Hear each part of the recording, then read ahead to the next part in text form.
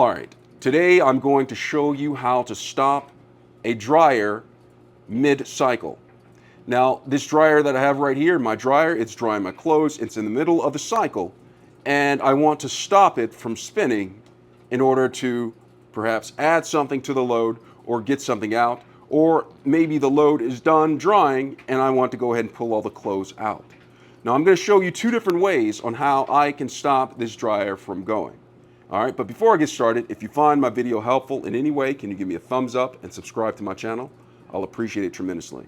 So this is my dryer, it's spinning, and so what I'm going to do is I'm going to come up here, and do you see this right here? On this particular dryer, which is a Samsung, it has a button that says start and pause.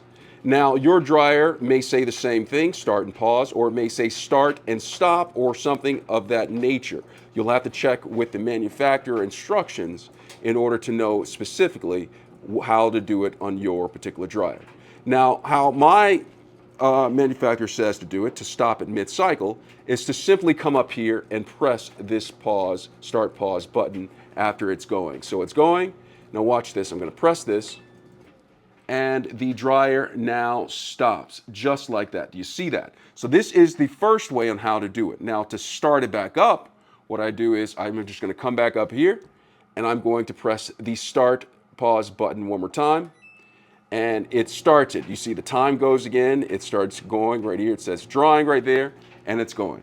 Now the second way, and this may not be recommended by your manufacturer of your particular dryer, and it may not be recommended by the manufacturer of my dryer, but I find this the most convenient way on how to do it. But you doing this the second way, you're taking the risk in your own hands.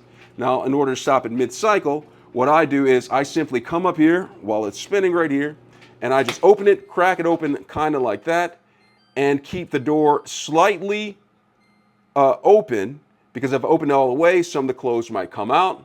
And then I'm going to go ahead and open this up, and now I can actually come back in here and take clothes out or add something to it, to the load, and then go ahead and close the door back.